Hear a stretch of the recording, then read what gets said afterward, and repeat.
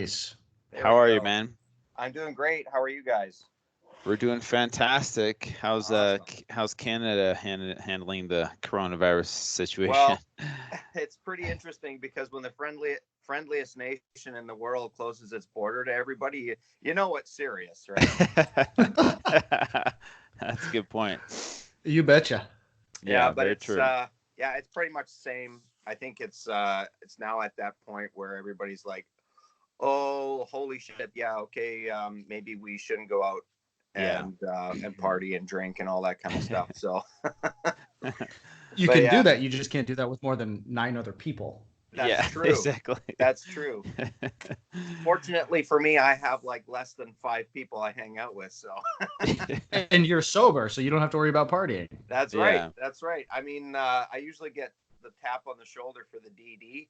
And now I'm kind of like, nah, there's no way I'm going out. Yeah.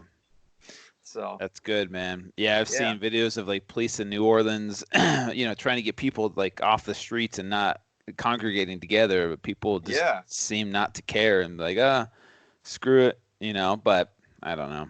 Oh, I think it's that age group where that 20 to 30 age group where they're just like everything's gonna be just fine. We're invincible. I Yeah. was just up in Whistler where they had the Olympics about 10 years ago. And Oh, I was yeah. there on the weekend with my brother, and we thought, we're still going to go. We'll just avoid the big crowds and stuff. And we were surprised at how many people were still there. And we walked by a couple of the popular bars and restaurants, and literally there's like 100 young people dancing on tables. Really? I'm like, all right, then. I guess nobody got the memo, but, you know. Yeah. Well, it's going to be interesting, right? We're going to find out 5 years from now that, those people who did contract it, there's a percentage that goes sterile. It'll be population control or something, something crazy is going to happen, right? Like, Yeah, Exactly. we can only hope. Yeah. We can like only remember hope all for you that. assholes that were dancing on tables, like, Yeah. yeah, now you can't have kids. That's right. Your bloodline ends now. I think humanity is the only species on the planet that allows their weak to breed. So maybe this is natural selection at its best. That's a very good point. Right up there with the only species that drinks another animal's milk. That's true. Yeah. Very true. Yeah. Well, thanks for coming on, John. You're very welcome, and thank you for having me, guys. I really appreciate it. Yeah, our pleasure, man. I think this will be a great episode. So you've been in touch with Katya. Yeah.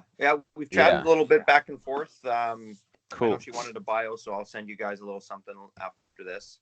Okay. Yeah. Sweet. Okay. Any questions before we get started on your end, or Evan? Do you have any questions for John? Or No, we've got your bio here. So I think, John, if you've listened to Single Daddy Daily, we typically just kind of keep this very organic. We'll intro the show, learn a little bit about you, have you talk about yourself, and then let's see where the conversation takes us. Absolutely, I love it. Cool. Drew, go for it, man. I'm recording.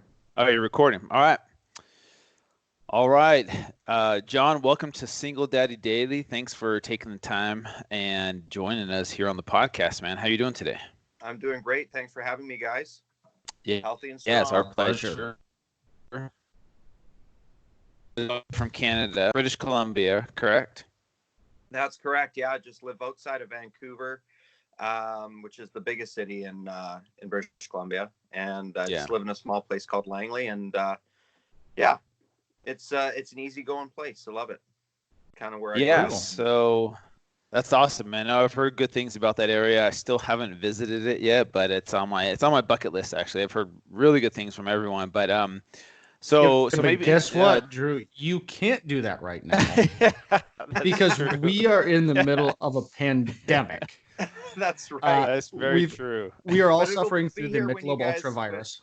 It'll be here when the virus is gone. That's for sure. It's the only place in the world where you can go skiing and hit the beach in the same day. Oh, that's a good point. Vancouver is one of my favorite cities, and I think you'll find that it's one of the cleanest cities in the world. It's just the pride of ownership in Vancouver is unlike anything I've ever seen in my entire life. So once the Michelob Ultra virus is over, then then Exactly. we're going to move on. Life is going to return, hopefully, to some kind of semblance of normality. But as that's not obviously why we had John on. John, you are also known as the Poetry Bandit.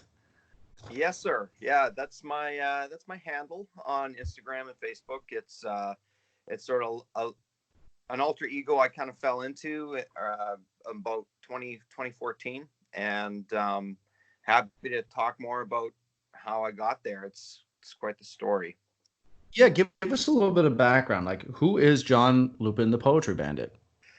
Yeah, so the John Lupin, the Poetry Bandit, was a alter ego I came up with in 2014 while I was languishing on the couch trying to figure out what I was going to do about this drinking problem I had. And it took me about a year to figure out that I did have a drinking problem. And during that year, everything kind of spiraled out of control. And I was blacking out on the regular and going places and doing stuff that I usually wouldn't do.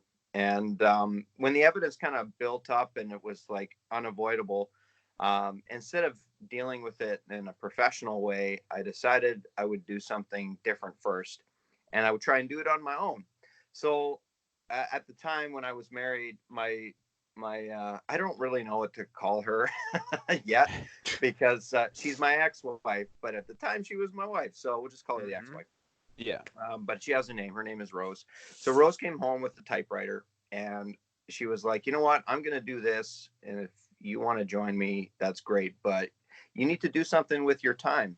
You just can't sit here and have a pity party every single night while the liquor store is open. So we both started to write and type out poems and share them on Instagram. And when I first started doing that, it was October 2014. And I used the hashtag, the hopeless loser. And if you search that hashtag today, you could find a couple of poems that I wrote and posted way back when. And they're pretty sad and depressing. But that's kind of how I felt at the time, but it didn't really match up with who I was as a person, or who I wanted to become. So I had a couple of people reach out to me who I'm still friends with today and who I sobered up with. They reached out and said, hey, you got to change that name. The negative self-talk isn't going to help your journey into sobriety. Yeah.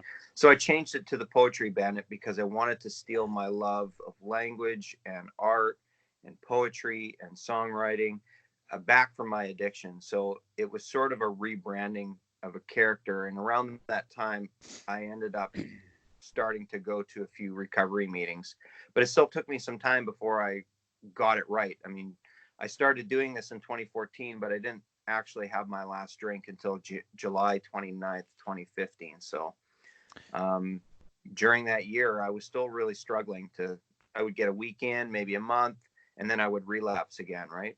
So it kind of helped kickstart the journey and find a place for me. It helped me place my creativity at the forefront of what my sobriety was going to become. So that's the short story. And where did that pain stem from? Like, if you go back and look at your childhood, your upbringing, you grew up Christian, correct? That's correct, yeah. Did that help you or hurt you in some ways? Where did the pain stem from? Because I'm curious to know what your poetry looked like back then, and what it was about when you were. Absolutely. That's a good question. Not a lot of people ask me that question, so I'm glad you did. I had no trauma in my childhood. I had a great childhood. My parents were a little bit on the older side. They tried for 7-8 years after they got married to have kids, and I'm actually one of the first fertility pill kids in Canada. Wow. So that's my little claim to fame, Yeah.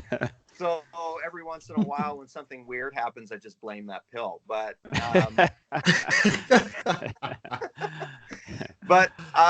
to be honest, my parents brought me into what the world was like, what reality was like. They didn't shelter me, but they also didn't feed my addiction.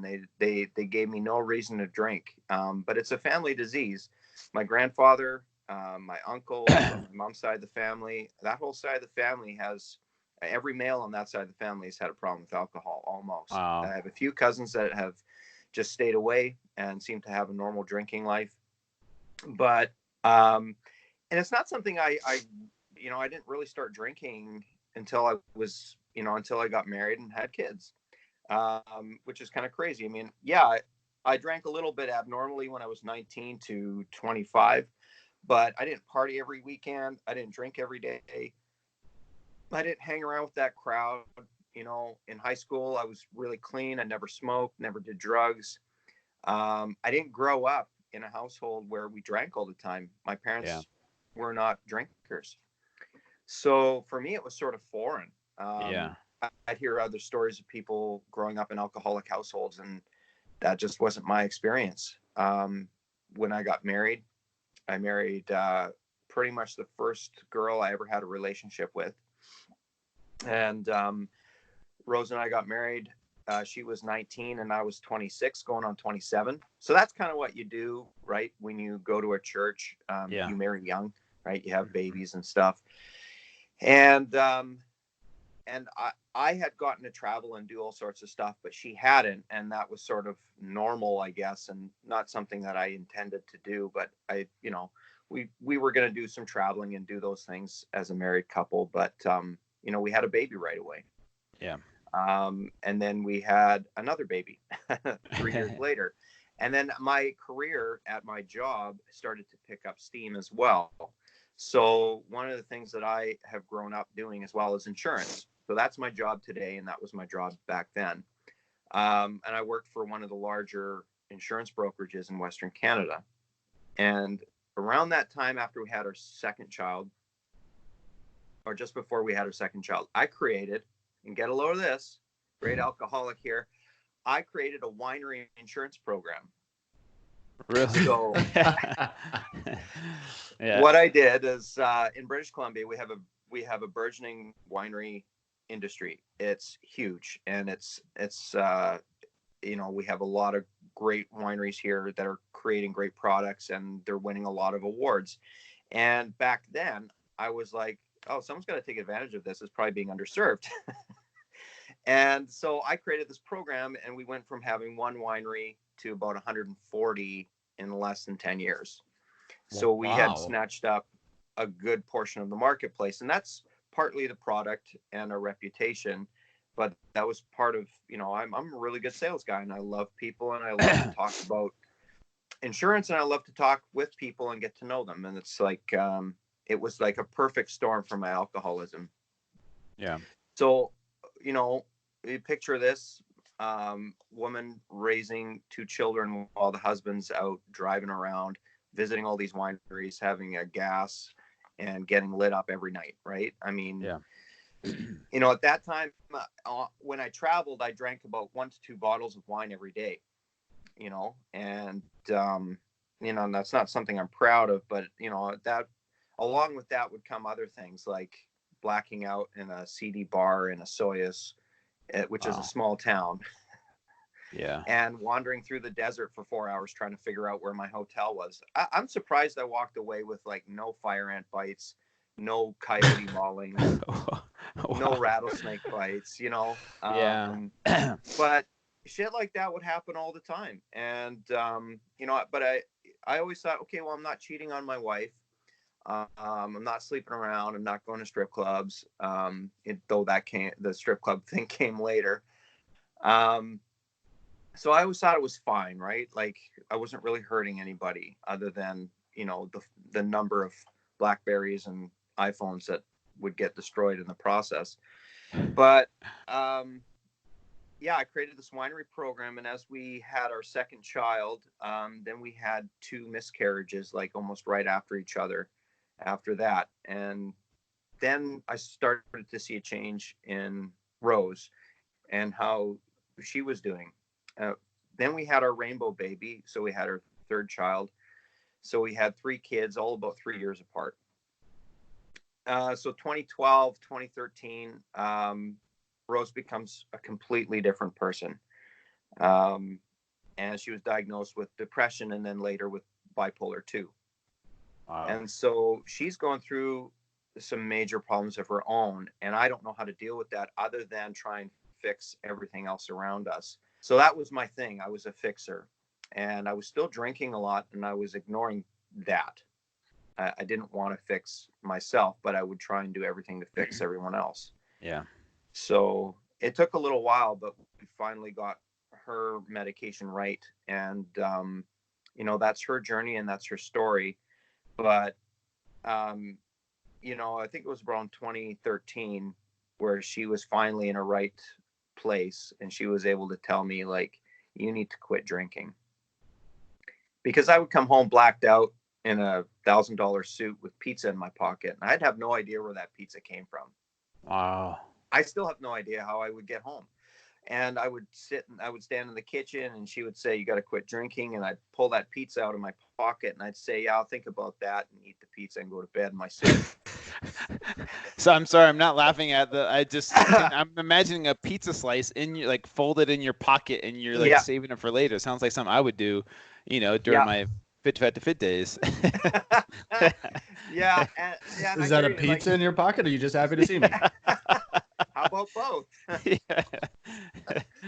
But that was crazy. Like, and I still couldn't see it. I still couldn't see that it was something I had to deal with. Because I always thought it was everybody else's problem, that they just couldn't get on board that this was who I was. And, I had dreams of becoming a wine sommelier, and which was so stupid because I couldn't keep a bottle of wine in the house for longer than an hour. Like, seriously, my wine rack was always empty. Wow. And so near the end, I would be drinking 3 bottles of wine a day.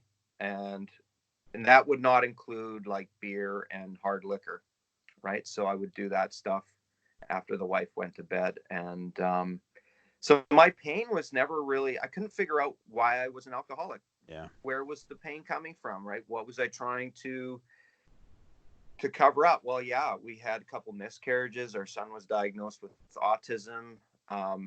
But I started drinking long before all those things happened. So I couldn't understand why I drank the way I did. I mean, I could understand why it started to spiral out of control because, there's a lot of stress there. You have 3 kids, you got a 6-figure job, a mortgage, 2 cars, you got all this shit going on in your life. But that wasn't it. When I finally quit drinking, there was an underlying mental health issue that I was covering up, and that was my obsessive compulsive disorder. So, and that turned really ugly really fast. It became a relationship type of OCD, an intrusive thoughts type of OCD. At its worst, I think in my 2nd year of sobriety, I was following white vans around thinking that there were children inside. Wow. So it got really bad to the point where I couldn't watch TV. I couldn't watch CSI without obsessing that something like that would happen to my kids. Like, hey, do you want to watch Law and Order SVU? Like, that was a death sentence for me. Wow. Like, that would spiral me out of control, where I would, some days I would sit outside in my car. I would sit outside my kid's school and make sure in Canada, you can't really get a gun and go and shoot up anything. Yeah. I mean, it's happened maybe 3 times and that I can think of in the last decade where someone has actually done that, but with a rifle, not with any semi-automatic weaponry. But like that would be my fear. I would see it out on the news happening in the States or somewhere else in the world, and I would park myself outside of my kid's school and make sure that everything was okay. Like, I could not let go of a thought in a healthy way, and it would just spiral me into an obsessive situation. And people go, well, that's normal. It's okay to, like, people would say, well, it's all right that you clean your house and blah, blah, blah. And I said, well, I always knew it was unhealthy when I couldn't stop. Like, there was no way that I could stop the spiral on my own. And that's why I drank. That's why I drank as much as I did, because I did not want to deal with the spiral anymore. And eventually I just preemptively drank so I wouldn't even get there in the first place. Right. So this would look like, what's my wife doing? Who is she talking to on the internet? Does that person look handsomer than me? Who is that person? Is it another man? And then before I knew it, I was in her phone trying to figure shit out. Yeah. Right. It got really obsessive, really intrusive. and really complicated right away. And so it was about 2017, 2 years into sobriety, and I wanted to kill myself. There was no situation that would happen to me on a daily basis that would not that would put me into a spiral, like almost everything. And it was really annoying. I couldn't go to the post office. I couldn't go online. I was still doing the Instagram thing. I was still sharing my journey. I was still writing every day. I was typing up new poetry, and someone would make a troll comment, or someone would steal a piece of mine and put their name on it, and that would just set me off. My whole day would be ruined, and my whole life became about trying to control people, places, and things. And even in sobriety, you go to recovery meetings, they teach you these are things you have to let go of. But I couldn't.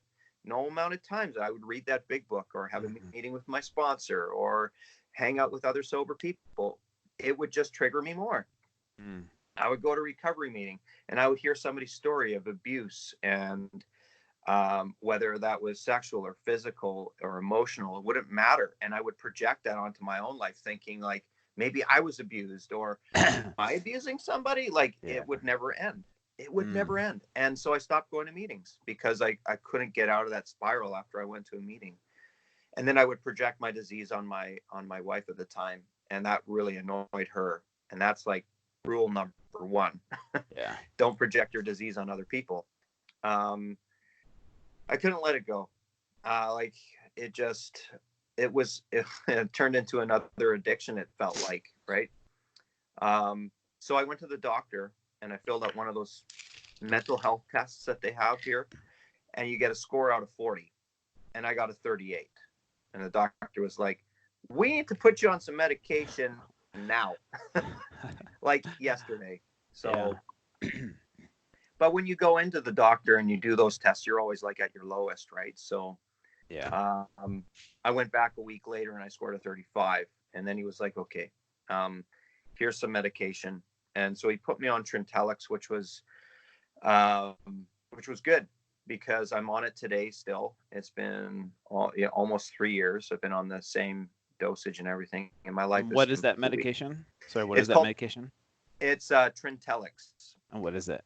It is just a small little yellow pill. And what it does, it has no side effects. It's actually used for people who have depression and anxiety, as well as OCD. Okay. So because he diagnosed me with severe OCD, he was like, I think this is the best thing for you. I didn't gain any weight. I didn't lose any libido. I didn't lose who I was as a person. I didn't lose my ability to be creative. But it really flattens me out in times of distress.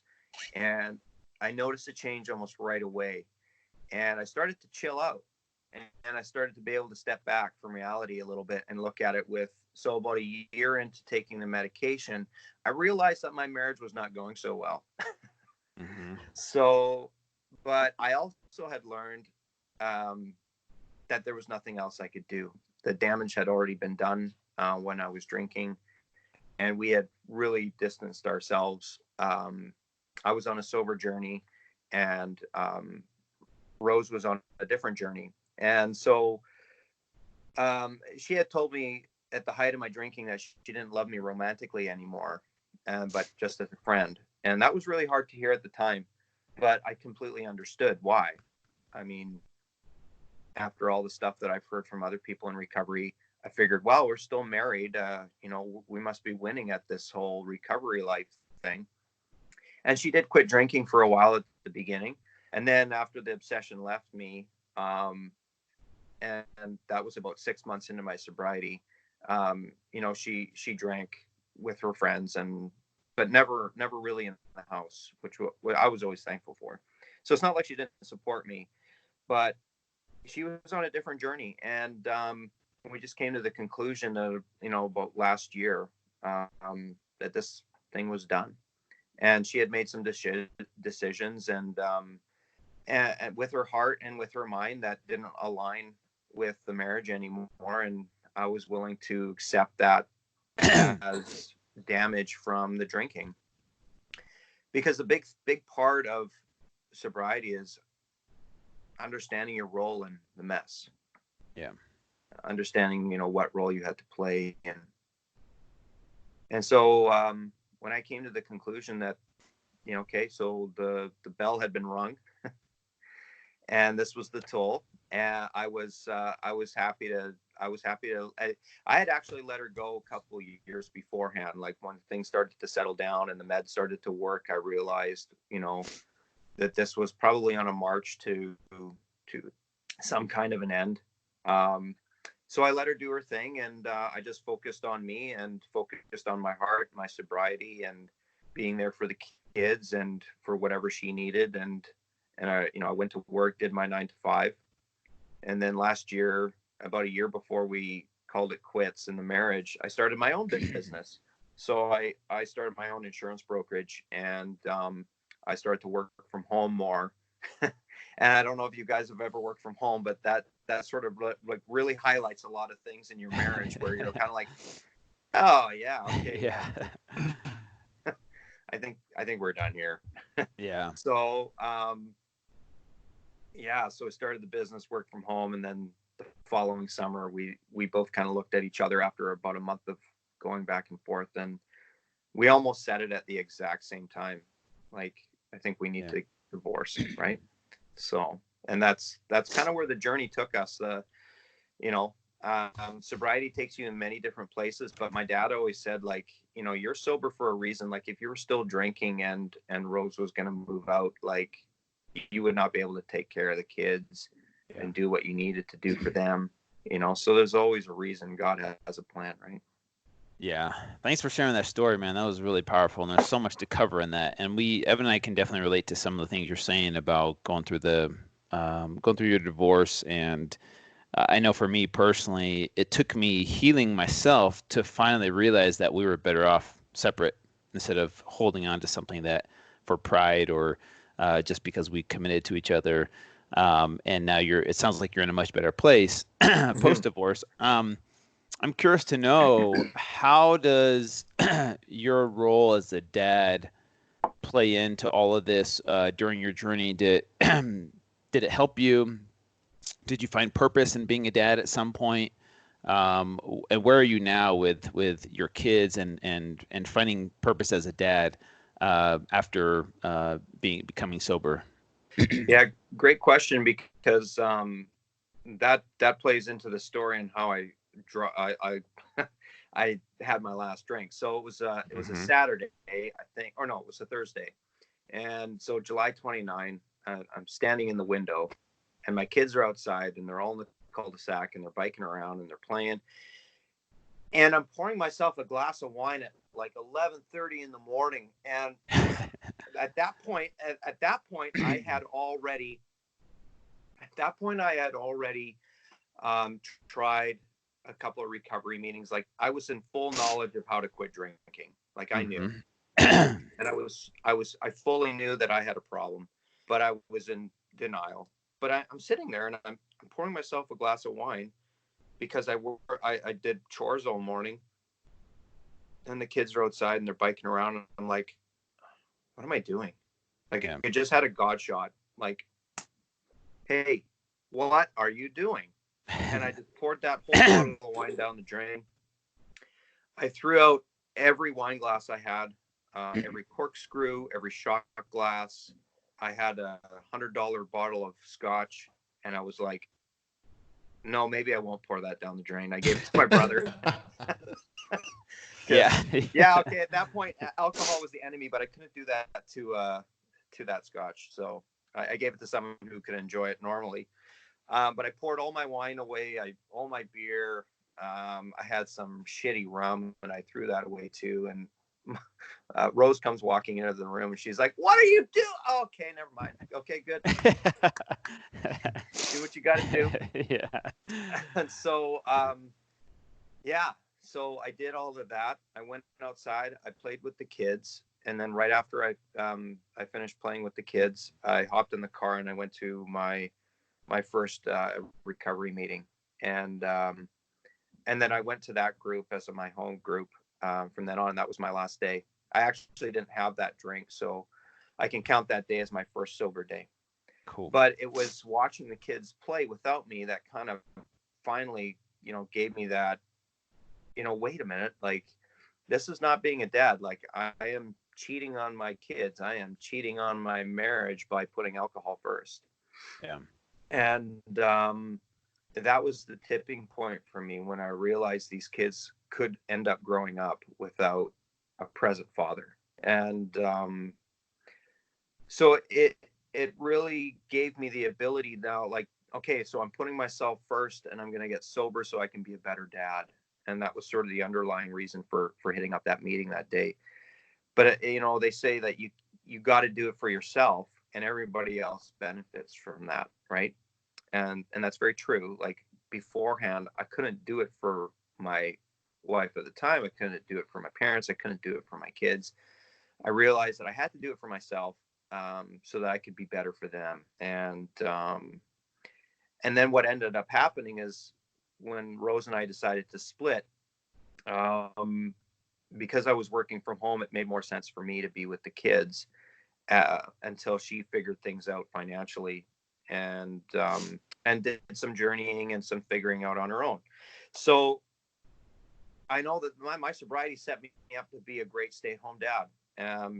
And my kids, I had them for the last 7 months. I've had them 100% of the time while Rose figured things out. I've been very patient with her, and we have a very amicable separation. And I've had them when we sold the family home. I moved them to a townhome here that we're renting right now, and they're all straight A's in school. We have a son with Asperger's, so that's like high functioning autism. That's not easy to deal with on a daily basis. Some days it's kind of like having an extra child or two. Yeah. And but now that she's in a place where she's able to share custody with me, she thanked me. She said, you've done a great job, and she was very much involved during the last 7 months. Like, kids saw her on the regular, but they've been with me 100% of the time. And my parents have said too, like, you'd never be able to do this sober. Absolutely not. Right. Like, child services probably would have had to step in a long time ago. Yeah. But yeah, my role as a dad, and because we had so many things going on in the past, even when I was drinking, I had to step up. When Rose was, in bed, completely incapacitated with lithium or whatever drug the doctors were trying to put her on, like, I was always, I had to be there. I had to show up. So I did that drunk, but now I'm doing it sober, and it's just so much more rewarding. And the kids, they volunteer information. They come to me with stuff. They, we go out and people say, your kids are so well behaved. And I always kind of chuckle, but it's always a great feeling when people that you barely know can see that you're doing a great job. But yeah, my kids are happy. Their teachers say they're doing really well. They're surprised that they're doing as well as they are without all the separation and stuff that's going on. But I mean, being amicable, and not fighting. We've never fought in front of the kids. I think we've done a great job in making sure that their life hasn't changed, hasn't changed. Like, everybody has an idea of what divorce looks like for a child. And we're just trying to change that narrative a bit. Right. Yeah. Yeah. Wow. So what is your parenting plan right now, like, John? Like, how often is Rose seeing the kids? Right now, she's moved in. Actually, it's kind of interesting, and people always go, "Oh, that's interesting," because she's moved in across the street. So, oh, that's interesting. There you go. So yeah, so it is actually interesting because we both own my insurance brokerage. So she's more of a silent shareholder, but the insurance industry is a great industry to get into. And so she spent the last 6-7 months trying to figure out what she wants to do with her life, because she spent the last 14 years raising the kids. She didn't have time to go and do any courses and stuff, or finish her education. So, you know, the offer was still there for her to join the company and assist me with growing the business. Because I figured if she's working for the business and she's providing value to it and she's getting something out of it and she's getting paid by it, I don't have to go out there and hire somebody I don't know. And she's gonna, and because we're not fighting, it feels like a good move, because now she doesn't have to worry about like, okay, I'm gonna let his business grow and then I'm gonna pillage the business, right? That's what people were saying at the beginning. So, you know, this way we're working together, but we don't have to see each other. She can work from home, I can work from home. It's not a big deal. But moving in across the street has really helped us with the custody thing, because having a son with autism, you just can't tell him to pack up all his stuff. Yeah. And even the other girls, like packing up, moving in, out of the house every week, that's a lot for kids. And I talked to a lot of people that have come from divorced relationships, and they said the worst thing that they had to do every week was pack their stuff up and go live with dad in a place that never felt like home. And I know that was going to be an issue. And so when she had moved out and found a 1-bedroom apartment, because up here rent is insane. Like, it's stupid. I don't even want to say how much I'm paying for a 3-bedroom townhome. Dude, I live in California. Sounds like California.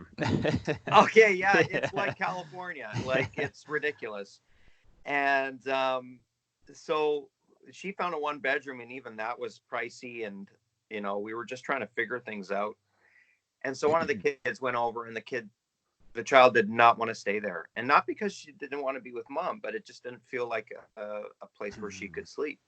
Yeah. So moving in across the street in an apartment where she's able to have the family dog, and she has an extra bedroom. When it's her week, she just walks over here, and I walk out of my house, and then she does everything I do all day long. She puts the kids to bed.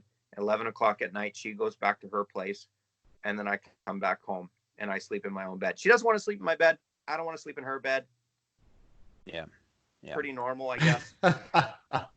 So for all intents and purposes, it's kind of like a nesting situation where, you know, the kids stay here in the family home, and then I leave, and then she comes in for her week, but I get to sleep in my own bed.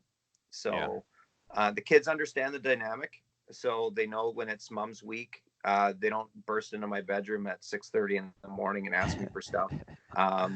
They're pretty self-sufficient though, so they'll go down and get their own breakfast ready, and mom will show up at 7 a.m. and then she does all the work all day long, right till about 11 o'clock.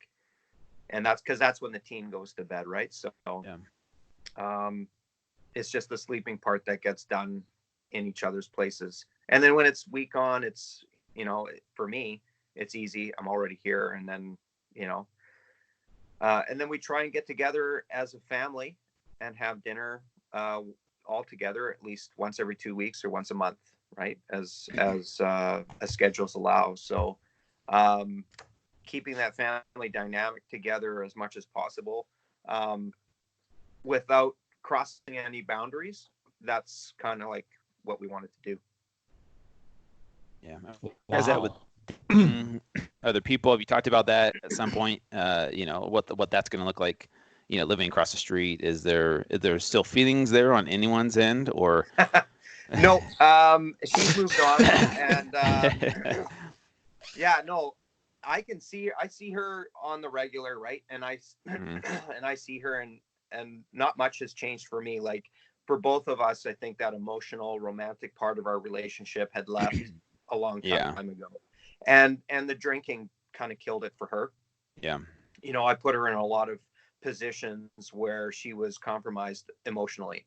You know, anybody comes out of a marriage where alcoholism was a factor in whether it kill the relationship right away or later on, like in our situation. Pardon me. They'll always say, yeah, I mean, like, how can you love that person again romantically? Like, that spark is dead. And so when we see each other, it's like seeing friends. Like, honestly, like, I have no romantic feelings for her anymore. You know, if she's out on a date or whatever, it doesn't bother me at all. And I know she feels the same way. So it's pretty good. We've had chats about that. You know, we'll go for coffee and we'll chat about, you know, I remember at the beginning, I'm like, are you going to be able to like see me with somebody else? You know, because I can see you with somebody else. That's fine. Yeah. You know, like, and that over the last 7-8 months since we've separated, it's only gotten easier to imagine a future where we're continually always apart. Right. So, I wouldn't have gone down this road, or, I mean, we did our fair share of therapy, right? Christian therapist, non-Christian therapist. I mean, you name it, we did it, you know? So, and I'm the kind of person where I don't really let the grass grow under my feet. So, if that relationship's dead, I'm moving on, right? That's part of what I've learned in sobriety as well, is you can't control people, places, or things. And I'm not going to force her to love me. Well, back then that was my thing. I'm not going to force her to love me if she doesn't want to love me. But I'll be here for her as a friend.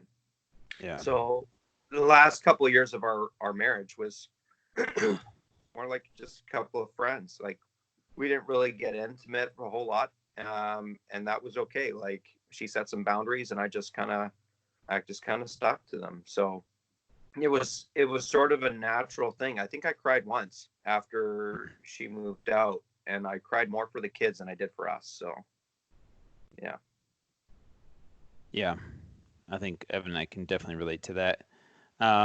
Curious to know about your books, what they're about, Sober Little Moon, and then you have a new book out. We haven't really talked about that. You Only Love Me When I'm Suffering, which is really intriguing. I'm curious to know the difference between those two books. Sure. Actually, That's an I've got interesting 3 title. out now. Yeah. So my Sober Little Moon, that's my book that I wrote. It's a self-published book of poetry.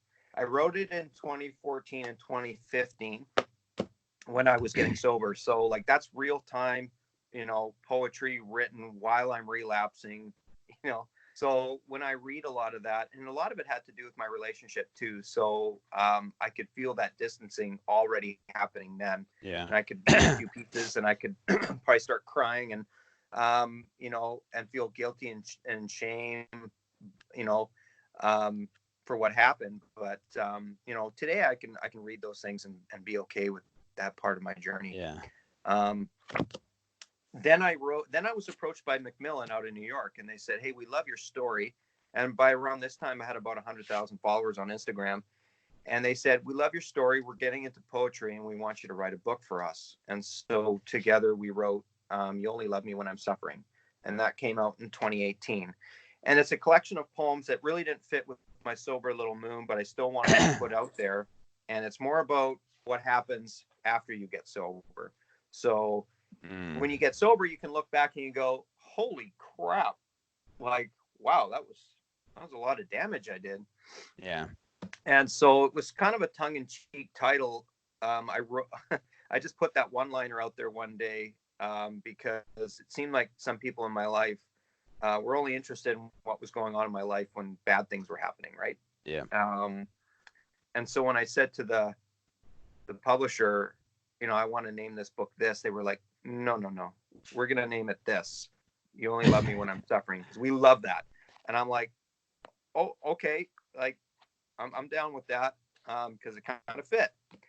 Yeah. So they designed the book, and we put 180 poems in it, and it sold out first print run in the first year. So that's over 6,000 copies sold in the first year. So, yeah. So that one, it just catches people's eye, right? It's got a great design. Yeah. So then last year they said, let's do another. And I said, I got a great idea. So we wrote Encyclopedia of a Broken Heart.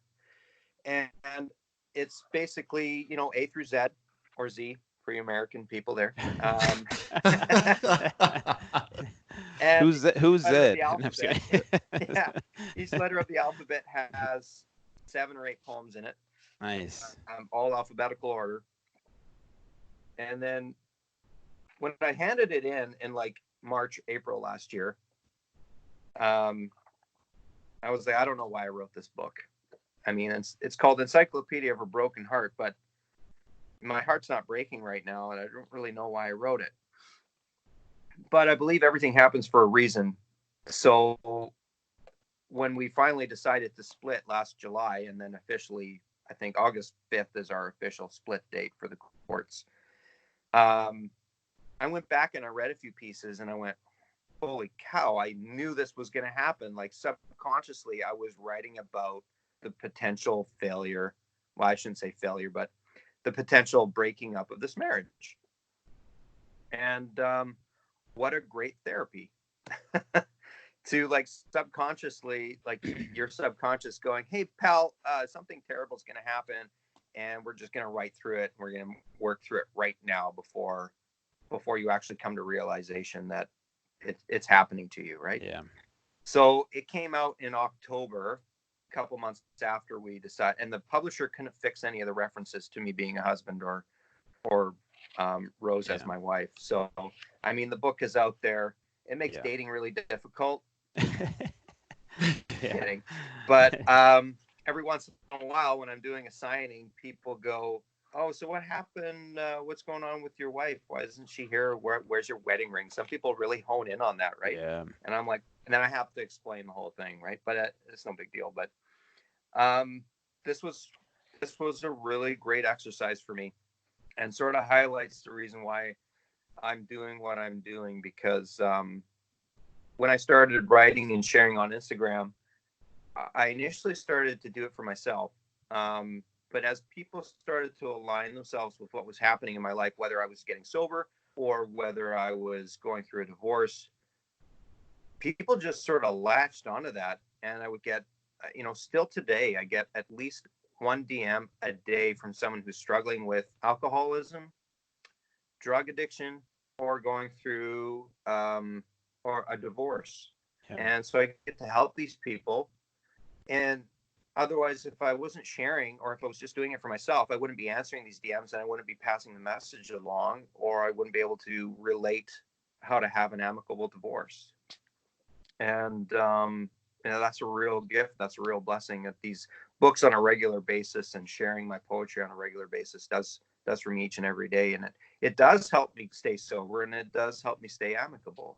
Absolutely. Like, part of my sobriety journey is taking care of a resentment right away. Like, that's my MO. If there's something that's pissing me off, or I'm pissing somebody else off, I got to deal with that right away, because resentment can lead to drinking. And so I try and deal with that on a regular basis right away. So if the ex and I are having an issue with communication, instead of like burying it or putting it on the side burner or letting it get worse, I'll deal with it right away. I'll say, hey, we're having a miscommunication on this particular subject. What are you thinking? Why are we having an issue with this? Let's deal with it right away. Yeah. Yeah. I'm kind of mind blown right now. What's that? Is that Evan? So I'm kind of mind blown right now. This is it's kind of deep, right? Like, and I think there's so much that we could take away from that. There's so many things that our listeners could take away from that, especially in dealing with your ex. Because how many of us going through divorce have had a problem with communication? There's been an issue and we just let it fester and fester and fester. And then it comes out in one of those cataclysmic arguments where it's everything but the kitchen sink. And I think I've had those arguments where it's like, it could be the smallest thing we're talking about, maybe scheduling. We're talking about, who's picking her up from school. And then I'm like, but in 1987, you did this. Like, whoa, where did that come from? Yeah. So I think, like, I love what you just said there, John, is just, you don't have to write poetry. You don't have to, you don't have to go through a sober journey, but just recognizing that in a divorce situation where you've got kids, being able to tackle some of the issues as they come up and deal with those can really help build a strong co-parenting relationship. So you're not sitting on something, ruminating on it, festering on it until it becomes a bigger deal than it really has to be. Yeah, and I think like when I see her, my first thought has to be, hey, there's my friend that I'm going to co-parent with, instead of, hey, there's that bitch that I have to do this with, right? Like that frame of mind, like I have to avoid at all costs. Like I want to be able to see her and go, there's my friend. We're doing this together. We have to discipline this child together. We have to go to parent-teacher interviews together. We have to do all that stuff together still. Like we're just because we aren't together doesn't mean we're still not a family unit. Like I think we really have to get away from that thinking that this is separate now. And I get it that people cheat on each other and they create these really terrible chasms of anger and anxiety between the two of them. And sometimes that can't be healed. But I think if you're able to go to work and be amicable with a really annoying coworker, that can be a reality, that you can see that person as a coworker in your relationship with your kids and say, okay, you and I have to co-manage these people, these little people here. There's a way to do it, I think, without visibly seeing that person as someone that's going to continually get in the way. And I get it, like money and lawsuits and lawyers and all that muddies the water sometimes. And I was really afraid that would happen to us as well. And she came to me one day and said, I don't think I'm going to get a lawyer. Like, we're not fighting over anything. And I'm blessed with someone that I've been married to that is not a vindictive person. So she said, like, let's just use a mediator. And I'm telling you, like, a world of worry sort of went. And so that's what we did. We used a mediator. We have a really great memorandum of understanding, and we manage that, and we change it when we need to. But the only reason I think sometimes that she was able to come to that conclusion that she didn't need a lawyer was because I never reciprocated. I never got angry. I never got mean. I never, I was able to step away from myself or from any of the resentments I had towards her. Before she moved out, I did a set of steps with her, like in 12 steps. And so, step 4, 5, 6, make a list. How did you hurt me? How did I hurt you? Tell that person how, I'm sorry for all these things that I did. Is there anything that I'm missing? Is there anything that you would want me to add to this list? Oh yeah. Remember all those times that you did this, that, and the other thing? Gotcha. Write it all down. I'm sorry for all those things as well. Hug it out and then go tell someone else you don't know about all the things you did. Like your pastor or priest or whatever. I've done 3 sets of steps in my life. And every time I do one, I feel just so much better about where I'm going in my life, the people in my life, and how to let go on a regular basis of that guilt and shame that follows when you drink as hard as I did. So, those steps are a blessing. And when you work your program of recovery, if you decide that you're going to get sober, it's a daily thing. You just can't go wham, bam, thank you, ma'am, and then just forget about all the things in recovery and to just like white knuckle it and not drink again. It's a daily thing. So it's, and you got to look at it as a spiritual journey too. So that's kind of how I keep it real, I guess. and how she deals with everything on her end. I still have to let go of that on a regular basis, right? I can only handle my own shit. So no, I mean, it takes letting go of your ego. It sounds like you've done a really good job of that. And my last question, because we're running out of time here, John, how do you replace one addiction moving forward? There might be triggers to drink again. Have you replaced that addiction with like a healthier addiction, which some people do? Moving forward, how do you, when you feel triggered to drink, what are some healthy practices or even healthier addictions that you might have for those listening that might, suffer from the same thing, alcoholism or other addictions? what are some things you found to help you in those moments where you're like, all right, a glass of wine would feel great right now, you know? Yeah, I hear you. First of all, like when you decide to quit drinking, the obsession to actually go back to your original addiction, that leaves you at a certain point in time. For some people, it's right away. Other people, it takes 6 months to a year to actually like lose that feeling to obsess about your addiction or feel triggered. So for me, the trigger to drink left about 6 months, 9 months after I quit drinking. So I never actually feel triggered to drink, but I feel triggered to worry. Right. So it's not so like drinking was never my thing. Like drinking is just how I dealt with my OCD. Yeah. Right. So I feel triggered more to worry than I do to drink now. So when I feel triggered to worry, I'll meditate. I'll go to a recovery meeting. I'll call up a friend in recovery. There are so many things that we're taught to do to get yourself out of that moment. So really what you got to do for yourself is figure out, how do I get out of that? Like it becomes a learned habit. So instead of picking up a bottle of wine, you pick up the phone, or you pick up a carrot. Or in this situation, I pick up a typewriter and I write, right? So I also play guitar and I songwrite. That's something I did prior to doing poetry. So going back to your first loves, right? What did you love to do before you started to drink your life away? So for me, I have a trifecta of things: it's typewriters, guitars, and the phone.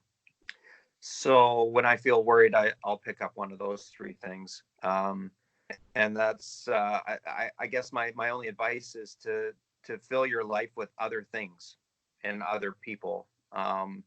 If you have a problem with drinking or drugs, whether it's prescription or recreational or illicit, fill your life with people who have been there before you that can help guide you along the way. You can't do it alone. You absolutely can't. And that was my biggest problem, is in that first year of attempted sobriety, I tried to do it on my own, and I made the biggest mistakes of my drinking career during that year of trying to do it on my own. I blacked out more times, shut down more strip clubs, crashed into things, hurt my wife at the time. Like, I did more shit in that year.